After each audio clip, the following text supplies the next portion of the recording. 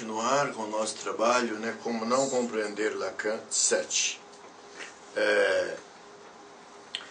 O livro fundamental seria o Seminário de Lacan, livro 7, L'éthique de la psychanalyse, a ética da psicanálise.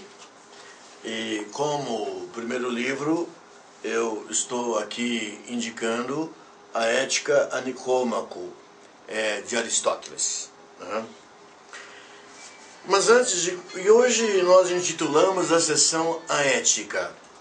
Eu acho que cabe bem eu tocar em um assunto que me veio ao conhecimento, que nós estamos, esse ano se celebra os 120 anos do nascimento de um homem, que foi o primeiro médico a tentar introduzir a psicanálise na África, especialmente, claro, África do Sul, quando toda a África era colônia. Se trata de Ulf Sachs. Ele nasceu na Lituânia e ele estudou medicina em São Petersburgo, estudou em Colônia, na Alemanha, e acabou se formando na Inglaterra, em Londres.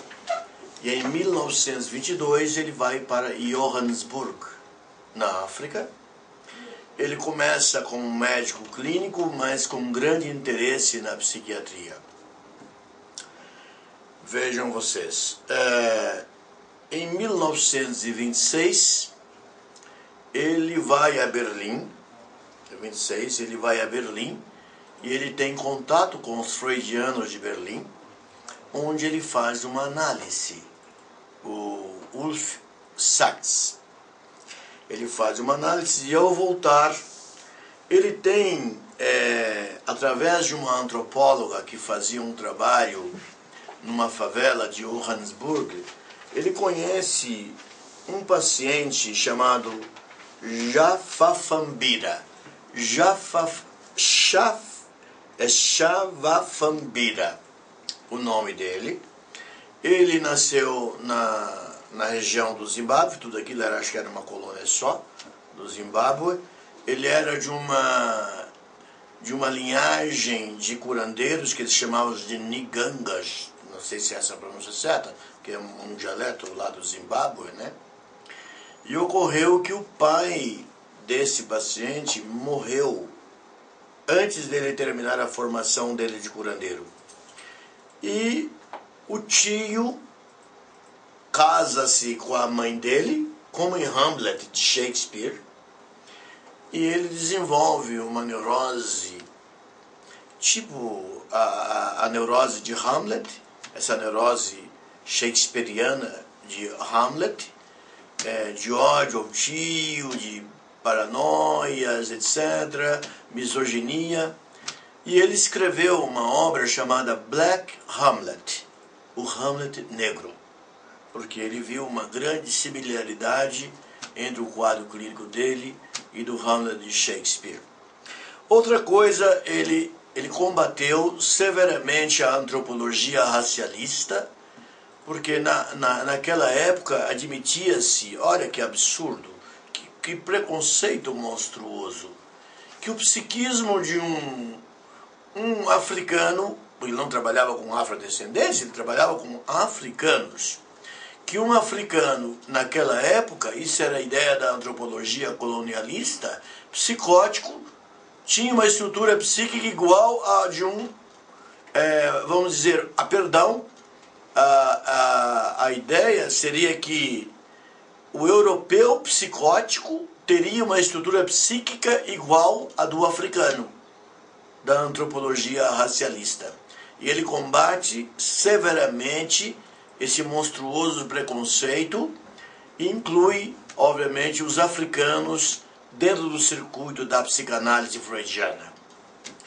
Ele formou o seu grupo, mas quando é introduzido o apartheid em 1949, ele vem a falecer e o grupo dele se dissolveu. Só mais tarde formou-se um grupo kleiniano na África do Sul. Então a minha ideia, que eu estou colocando aqui, é que nós promovêssemos uma Black Hamlet Week, uma semana do Black Hamlet, onde esse assunto seria abordado, sobre essa antropologia colonialista, esse trabalho pioneiro que merece ser divulgado para o bem-estar étnico do mundo. É isso que eu gostaria de comentar. Esse é um tema que obviamente vai voltar à tona e nós teríamos que organizar esta semana em torno deste assunto. Vamos voltar àquilo que aqui nos propomos, a ética.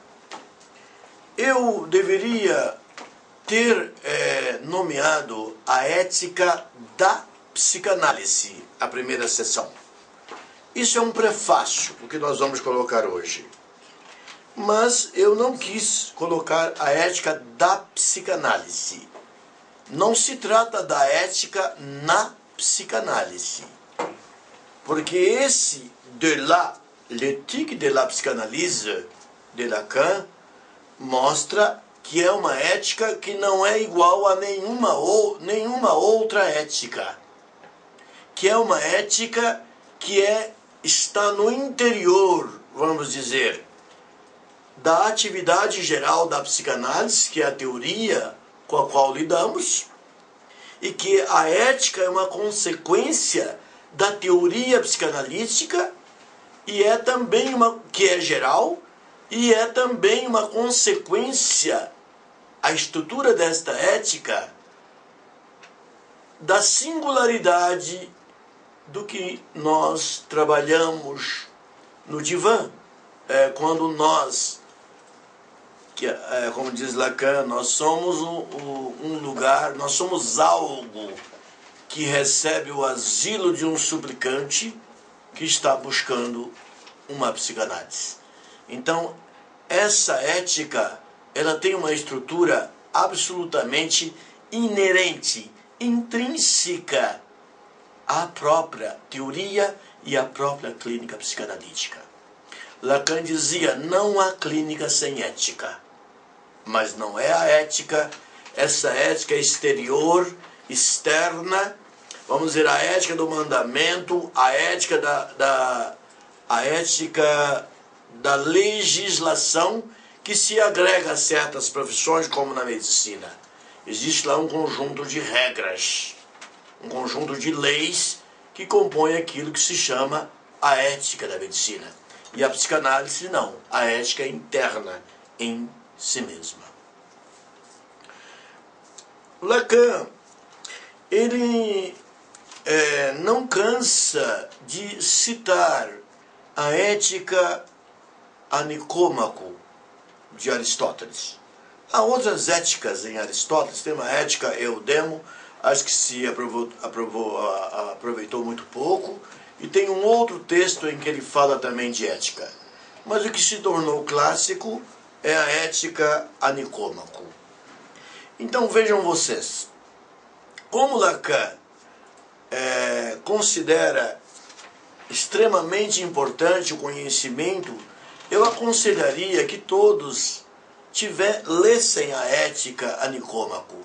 Senão ficará bastante difícil de compreender determinadas reflexões, determinadas contemplações psicanalíticas de Lacan. Da ética que é e não é. Bom, a gente botou essa chamada inicial.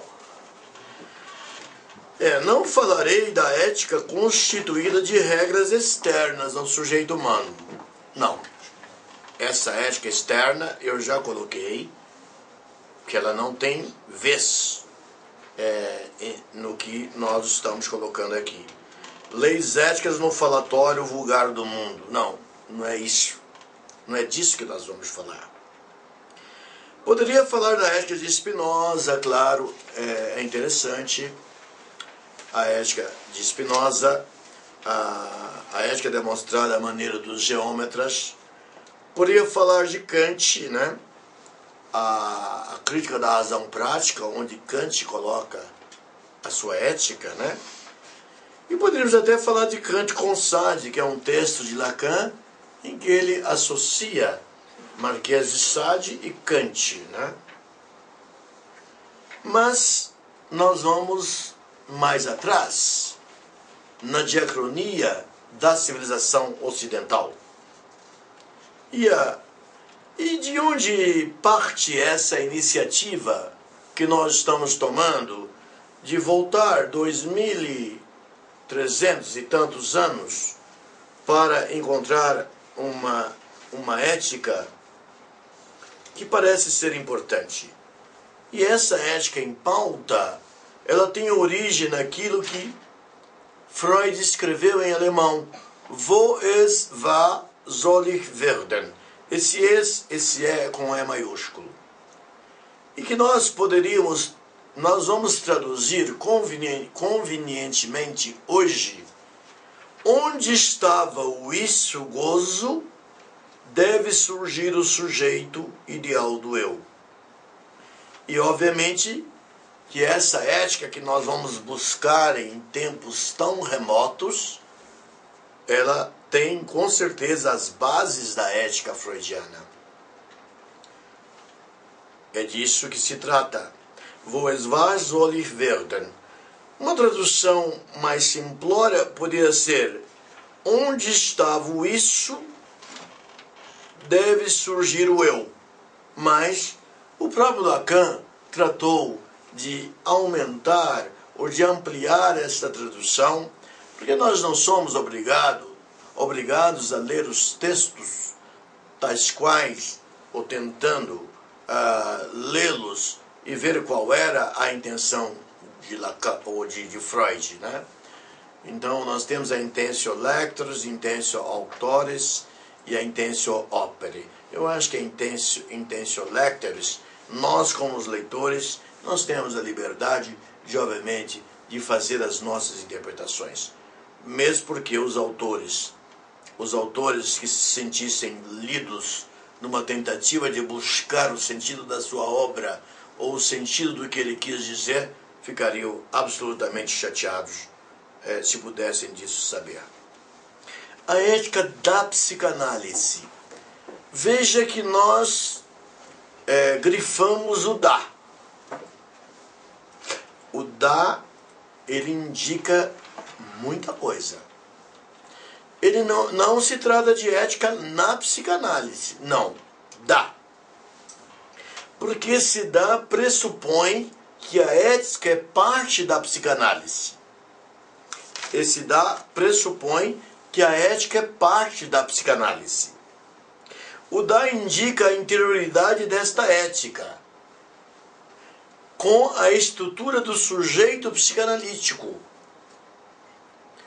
tanto do sujeito da teoria geral, que é o analista, como do sujeito singular, aquele que deita no divã. E tanto do intersujeito, ou do terceiro sujeito analítico, que é aquele sujeito que existe entre o analista e o analisando. Não é? Há três sujeitos.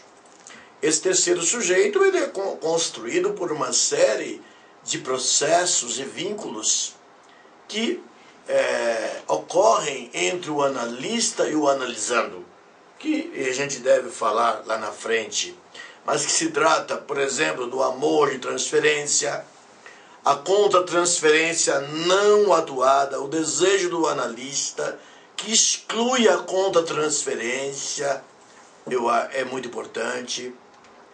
O discurso, né? Tem que haver o discurso. Agora, o discurso não é o do universitário, não é o discurso do mestre, mas o discurso da histérica e o discurso do analista, né? Então, é por aí que vai surgir essa ética da qual nós estamos falando, né? Outra coisa que nós estamos colocando aqui, nós estamos falando da ética Nicômaco. Um lugar ético que ele está além dos mandamentos externos. Não são os 10 mandamentos de Moisés, porque eles são externos. Eles vieram de Deus via Moisés e foi levado ao povo judeu. Obviamente que a ética da psicanálise não tem esses mandamentos. Nós não vamos encontrá-los escritos. Não vamos. Freud, em 1910, escreveu um texto chamado Recomendações a Médicos que Praticam a Psicanálise. Recomendações. Mas ele não teve a intenção de criar um código de ética da psicanálise. Não, de jeito nenhum. Porque ali ele estava colocando princípios fundamentais da psicanálise. Não é?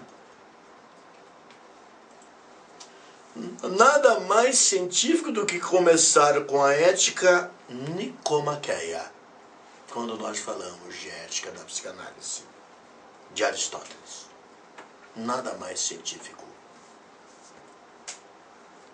Aristóteles, um psicanalista ético. É interessante essa afirmação. Na ética a Nicômaco, o que a gente percebe que há um entrelaçamento entre o tema aristotélico, que é a ética, e a psicanálise. Isso é bem interessante. A ética aristotélica, eu já disse, aliás, diz aqui o texto, né? A ética aristotélica é intrínseca à estrutura do sujeito. Ela é uma ética do caráter. Ela não é externa ao sujeito. É bem interessante isso.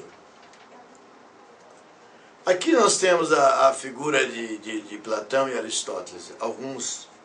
Alguns mais apressadinhos dizem que o pensamento de Aristóteles seria o pensamento de Platão sem a teoria das ideias, que nós já discutimos aqui, né? Platão é o criador da ideia, né? A ideia que é aquilo que está atrás do sensível, do perceptível pelos órgãos dos sentidos, né? Platão dizia, não, a realidade verdadeira é a ideia, não é o que nós vemos, né? Enfim, alguns dizem, tire a teoria das ideias, você terá, vamos dizer, todo o pensamento de Platão, porque o pensamento de Aristóteles, já que ele foi um discípulo de Aristóteles, né? Então veja você, a ética, ela também, aristotélica, foraclui a exterioridade do outro estranho não barrado. Ela foraclui o outro estranho não barrado. Não tem forma de leis legisladas, mas sim a forma da escolha. Olha que coisa interessante. A forma da escolha. É interessante que o existencialismo sartriano, né, e outros existencialistas, como foi Sören Kierkegaard, enfim, eles falam muito da escolha, né? Da escolha. É impressionante como esses existencialistas falam de que o homem é capaz de escolher, mas sempre, obviamente, escolher utilizando a razão, a ratio, né? A razão é aquilo que é, vamos dizer, que está sob o nosso controle completo, a razão, mas que se contrapõe aos afetos. Afetos saudáveis, afetos loucos, né? E essa ideia da razão e dos afetos, a gente vê muito bem. Eu não sei se ele copiou, porque Aristóteles fala exatamente isso. Eu não sei se Aristóteles antecipou René Descartes, ou René Descartes copiou de Platão, ou copiou de Aristóteles, perdão. O cogito, o penso, logo existo, né? O cogito cartesiano, que é o pensamento puro, que se mistura com a questão dos afetos, que ele escreveu, né? Uma obra específica sobre os afetos humanos. Isso vai ter importância quando nós falamos da visão propriamente dita de Aristóteles. Isso é muito importante. Então essa questão da escolha. Alguém invadido completamente por afetos patológicos, como a paixão, o ódio, isso e aquilo, a ira, ele perde a capacidade da escolha. A escolha tem que partir desse cogito racional.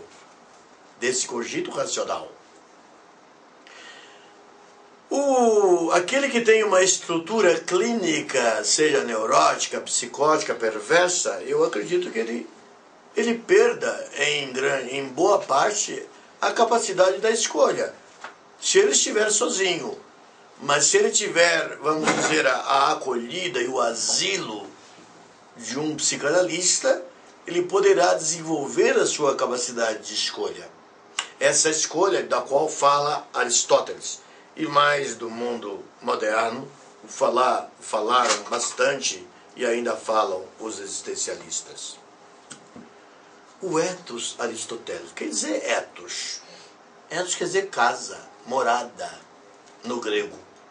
Casa, morada, né? Estar em casa, né? É bem interessante. Estar em casa, no sentido, podemos dizer, no sentido de estar na sua própria subjetividade, de estar no seu próprio ser. É bem interessante isso. É fascinante de estar no nosso próprio ser. Estar em casa. Ethos. Não é? Agora, Aristóteles diz que a ética visa, primeira coisa, essa questão de estar em casa. Não é a Unheimlichkeit de Freud, a estranheza de não estar em casa, mas a Heimlichkeit. Olha, veja, a Heimlichkeit freudiana, quer dizer, estar em casa. A gente encontra tudo isso em Aristóteles. Como disse bem uma pessoa aqui presente, tudo que você quiser você encontra em Aristóteles, né? Ele diz, a ética, ela precisa de estar conectada ao que ele chama de eudaimonia. Eudaimonia. Ter um bom daimo, e que na verdade venha a ser a felicidade do mundo humano. A eudaimonia em Aristóteles. A ética, lugar do homem no mundo, ela é composta pelo agir, ou pela ação. Mas o agir não é o fazer do mundo prático. O agir é algo do mundo que ele chama da alma ou da ânima, que nós chamamos de psiquismo, né? O agir é da alma contemplativa. O que é a alma contemplativa? É aquela alma capaz da teoria, né? De contemplar, de pensar, buscar o pensar, né? E do mesotes. E nós vamos explicar o que é o mesotes aristotélico, né? Muito mais, eu não sei se foi bem antes, mas Lao Tse, um pensador chinês, já falava do que se chama o caminho do meio. O caminho do meio. Que a virtude está no caminho do meio. O mesotes é o caminho do meio. E nós vamos aprofundar essa teoria do mesotes. Aqui eu apresento alguns elementos fundamentais da ética aristotélica. Tipologias intraéticas principais. Vamos lá. Nós temos as virtudes dianoéticas. Virtudes dianoéticas. Que é a atividade do pensamento racional e do cogito. Virtudes dianoéticas. A atividade do pensamento racional e do cogito. Temos as virtudes éticas. Isso é bem aristotélico. Aí que você vê que num ele coloca o cogito.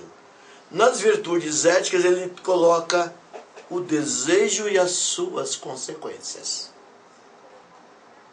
tem algo a ver até com o que dizia o nosso grande Agalma, Sócrates, no banquete de Platão, quando, ou não sei se foi no banquete, ou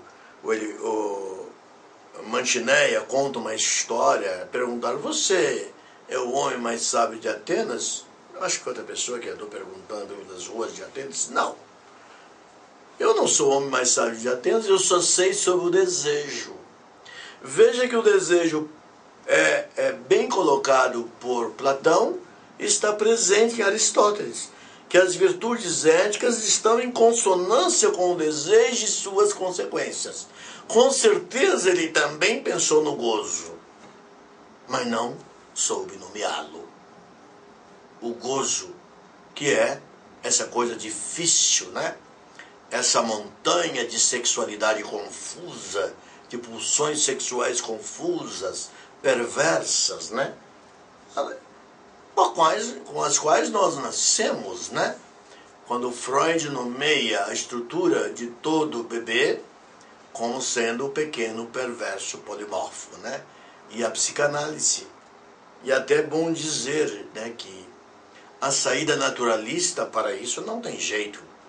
Essa estrutura perversa com a qual nós nascemos, que permanece pela infância, mas que vão as castrações sucessivas feitas pela mãe, especialmente a castração do Édipo ocasionada pelo pai, vai fazendo com que esse processo caia culturalmente, essa carga perversa caia culturalmente.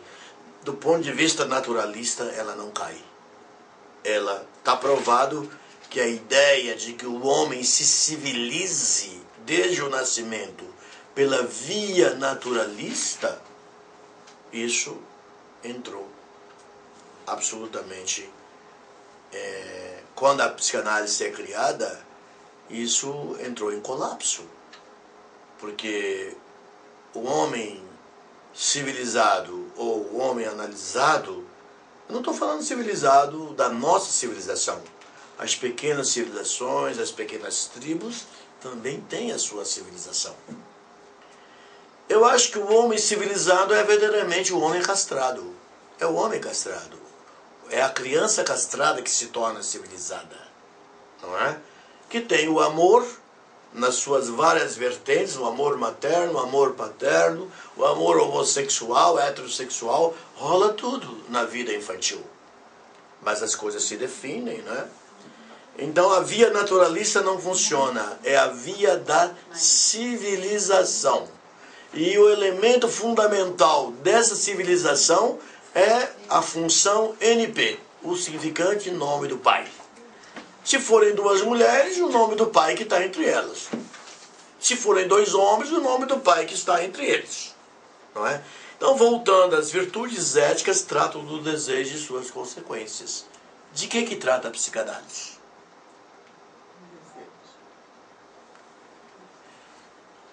A palavra virtude é uma palavra latina. Ela é muito machista. Porque vir quer dizer homem, macho. Só era virtuoso o macho, porque ele era capaz de ir à guerra. Então, os gregos têm uma outra palavra que é mais interessante, chamado de arete. É a palavra arete, a excelência humana. Porque a palavra virtude, na sua etimologia, ela é machista. Só os homens poderiam ser virtuosos.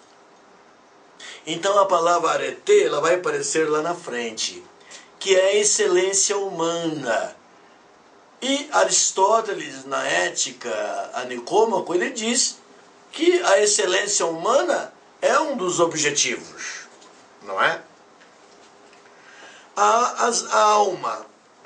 Aristóteles, ele divide a alma em três, né?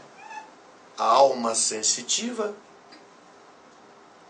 que se trata do desejo e dos afetos. A alma vegetativa, o corpo, propriamente dito, o funcionamento do corpo. E a alma intelectiva, ou inteléquia, que seria o ideal do eu, a razão, né? Agora, a alma, modernamente, nós podemos chamá-la então de psique, né? A psique sensitiva, a psique vegetativa e a psique intelectiva.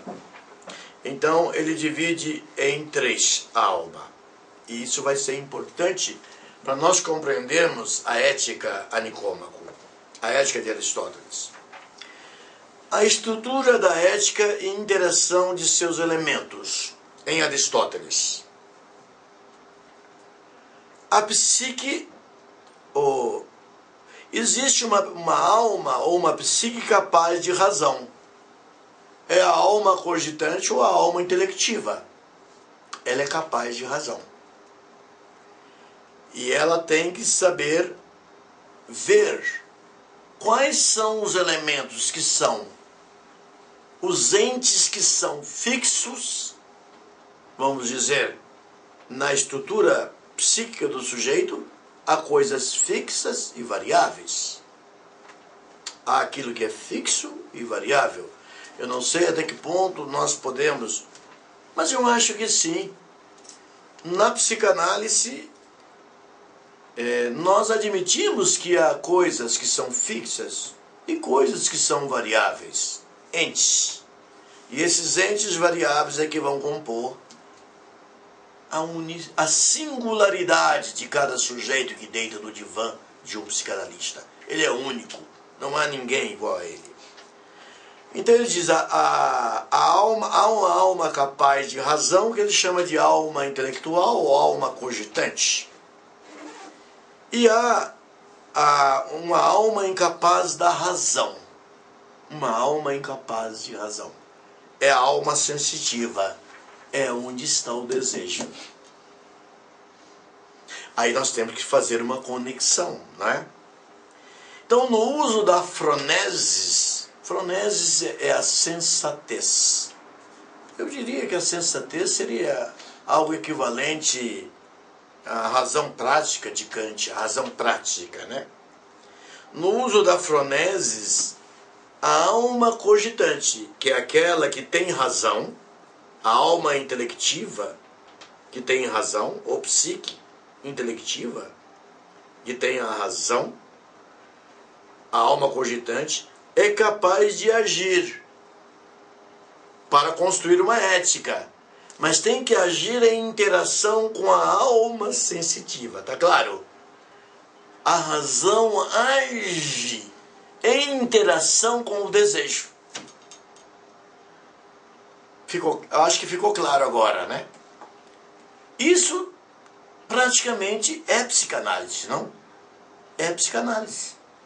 Porque o ideal do eu é como se nós comparássemos essa alma intelectual de Aristóteles como sendo o ideal do eu, ele vai trabalhar, obviamente, a questão do gozo, do desejo e dos afetos. Porque se o gozo não vira desejo e o homem tem afetos monstruosos, nós podemos ter estruturas clínicas graves ou tragédias graves na existência concreta do homem. O que tem uma notícia, parece, na imprensa brasileira, de um garoto de 13 anos que mata os pais e mais 2 parentes, né? E depois pratica o suicídio, né? Então veja você que a alma intelectiva deste ente que pratica o suicídio não está agindo em relação à alma sensitiva, que é aquela portadora dos desejos e dos afetos. Voltando à nossa linguagem psicanalítica de hoje, quando o castrédipo falha a castração das pulsões excessivas, né? A castração das perversões originárias, a castração do gozo e leva a uma renúncia gradual de gozo, que é uma carga de pulsão sexual excessiva, o sujeito adquire uma estrutura muito confusa, não é? Que pode ser uma neurose, uma psicose, pode ser uma perversão estabelecida, né?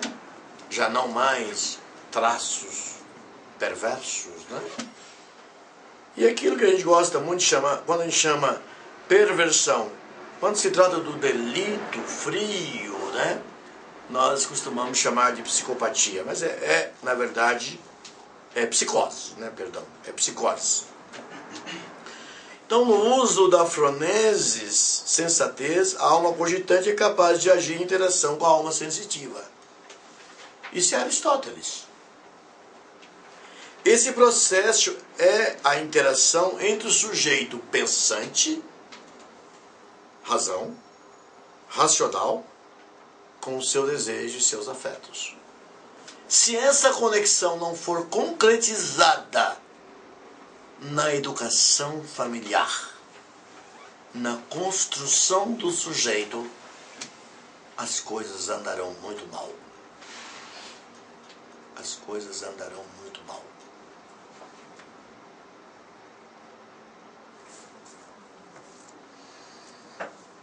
O funcionamento da alma racional. Como é que seria isso, né, em Aristóteles? A alma racional, ou ele chamava de entelequia também, né, é aquela capaz de usar a razão. Há os entes necessários, aqueles que são da própria lógica, né, que nós podemos adquiri-los pelo raciocínio silogístico, pelo silogismo, né? Aquilo que Kant chamou de... Ele dizia, todo saber vem da experiência, dizia Kant. A posteriori a experiência. Mas há alguns saberes que são a priori a experiência, né? Então, isso que nós chamamos em filosofia o que é necessário, que não tem outra saída. Nós não sabemos até que ponto esse conceito filosófico ele tem uma fundamentação psicanalítica, mas pode ter e pode não ter. Então há os entes necessários, imutáveis e permanentes, objetos da razão, não é? E há aqueles entes que são diferentes entre si, são construídos pelo sujeito através da sua função cogitante racional, pela alma racional, no uso da liberdade pensante e da escolha. Veja que Aristóteles era avançadíssimo, não? Quando ele assim falava, eu penso, será que Sartre leu a Ética a Nicômaco de Aristóteles? Com certeza ele leu. Ele leu, com certeza, onde ele lança a filosofia da escolha, né? Da escolha do homem para subsistir no mundo, né? E Heidegger também lança a ideia da escolha, né? O René Descartes lança também essa ideia já, né? O nosso Zé Kierkegaard, muito traumatizado pela religião da Dinamarca, mas ele acreditava que se pudesse fazer escolhas, né? Mas ele não exerceu isso de uma maneira própria, por ser um neurótico muito grave. 8. O campo prático da ética nicomaqueia. É a mesma coisa de eu dizer a ética de Aristóteles, né? Os componentes é o agir ou ação, os entes variáveis, opiniões, phronesis, que é a sensatez, e a contemplação, que é a teoria, não é? A teoria, a capacidade de agregar sentido ao mundo, né? as coisas, né? Contemplação, teoria significa contemplação. Teoria é uma palavra grega que significa contemplação. Quando botamos teoria com TH, né? Relaciona-se com a razão prática de Kant em A Clínica da Razão Prática. O campo prático da ética nicomaqueia. Há uma razão para a vida prática. E aí os gregos chamavam isso de phronesis, de sensatez. Mas eles não deixavam de valorizar a alma intelectiva em interação com a alma sensitiva. Razão em interação com os afetos e o desejo. Obviamente a razão adquirindo um poder de controle, né? Um poder de gestão do ser. Ele gestionava, administrava o ser. A ética corresponde ao ser no mundo. Eu acho que isso é de Heidegger, mas em Aristóteles está muito claro, porque ele fala do campo prático da ética e do campo teórico da ética. Ele divide as duas coisas.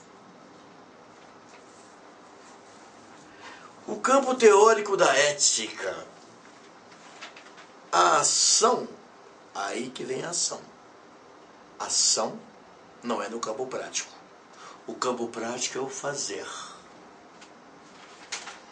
A ação, ela é da alma, ela é psíquica.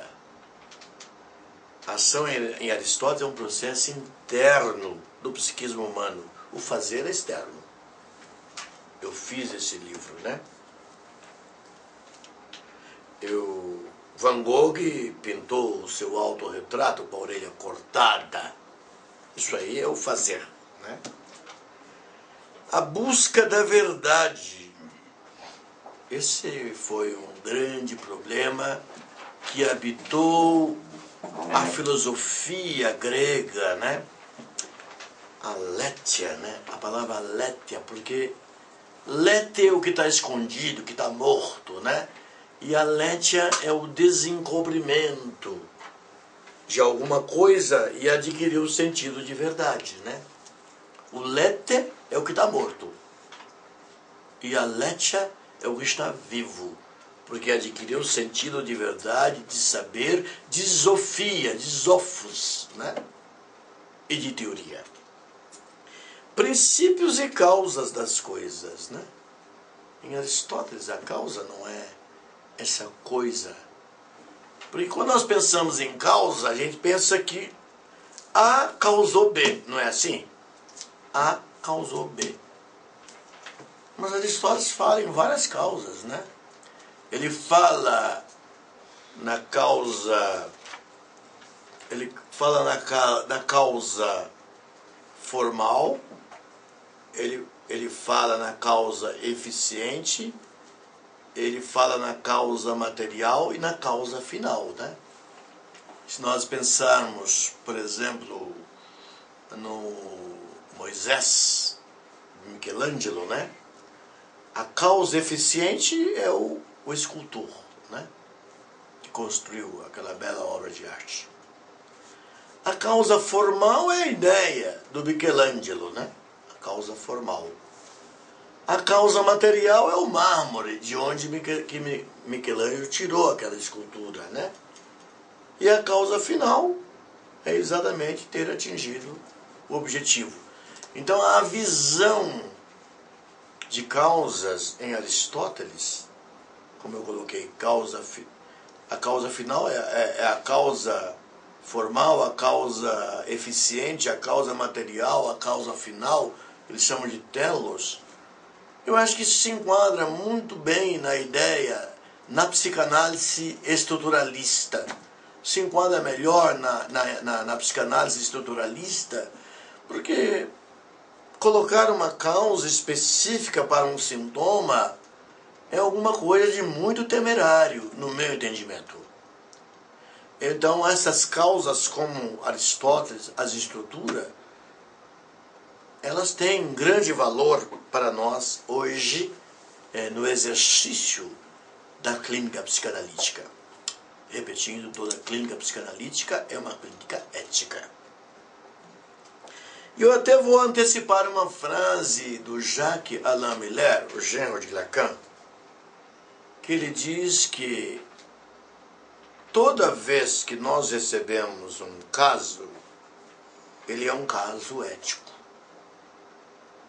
Porque o paciente está embaralhado com a sua ética pessoal, né? Aquele demandante de análise. Não tem, ele espera uma felicidade relativa, ele espera compreender o seu sintoma, reduzir o seu sofrimento pela compreensão do seu sintoma, a partir, obviamente, da teoria do inconsciente, né? Então, vejam vocês, isso é bem interessante. Agora, a ação sobre a possibilidade humana da excelência. Por isso que eu digo que a palavra arete, nós devemos popularizá-la, ela é mais interessante do que virtude, que é uma palavra latina. Virtude é uma palavra masculina. Vir, homem. Virtude é aquele que tem a capacidade de ir à guerra, não é? Arete não, é a excelência humana. A excelência. A psicanálise busca a excelência humana? Não, nós buscamos sim, mas não a excelência no sentido de adaptar o sujeito à sociedade, não. Nós não somos adaptadores de ninguém para agradar a sociedade. Nós trabalhamos para que o sujeito encontre a sua harmonia. E essa harmonia também, ela esteja conectada ao outro, ao grande outro, ao pequeno outro, né? Eu acho que é isso. Nós não estamos... Lacan fala na introdução do seu seminário que muita gente pensa que psicanálise é um desmascaramento, né? Em busca do sujeito autêntico. Não, não é bem isso. Nenhum analista faz de desmascaramento, né? O Bio falava de que determinados mitos pessoais têm que ser destruídos. Sim, e construídos outros no local. Mitos ruins, mitos que geram sintomas, podem cair, né? Dentro da visão bioniana. Então vejam vocês, arete, esta palavra corresponde à virtude em grego, mas a tradução exata dela é excelência humana. O pathos da ética. A ética pode adoecer. Aristóteles já falava que a ética tem uma relação com o pate, ou pratein, com a patologia. Bem interessante. A doença da ética nos atributos humanos. E aí, ele disse, há duas doenças graves, o vício e a deficiência. O vício seria o excesso de alguma coisa, e a deficiência a falta de alguma coisa. Aí há um pathos, uma patologia da ética. Vamos olhar a coragem como um atributo humano? Porque os gregos davam muito valor à coragem, né? Para defender a polis, a pátria e outros interesses, né? Porque era uma sociedade, em grande parte, funcionou de maneira democrática, com uma grande coesão entre os seus cidadãos, né? Então, a coragem está no caminho do meio, é o mesotes. Se o indivíduo tem, ele pratica a temeridade, que é uma coragem excessiva, fora dos limites, é a temeridade, é o excesso. Está doente. A ética está doente. Se ele é covarde, ele pratica a covardia, é a falta. É a falta, né? A falta doentia, então vejam vocês, ele está doente. Então, vejam vocês que no meio está a coragem. É o mesotes, o caminho do meio. Aí está a arete, ou a virtude. Acima está o excesso, que ele chama de vício, e abaixo está a deficiência. Não é? Isso é bem importante para nós compreendermos esse patos da ética, a teoria do mesotes, né? E parece que o Lao Tse, que era um filósofo chinês, também falava desse mesotes que ele titulava o caminho do meio, né? O caminho do meio. Confúcio também pensou dessa forma, né?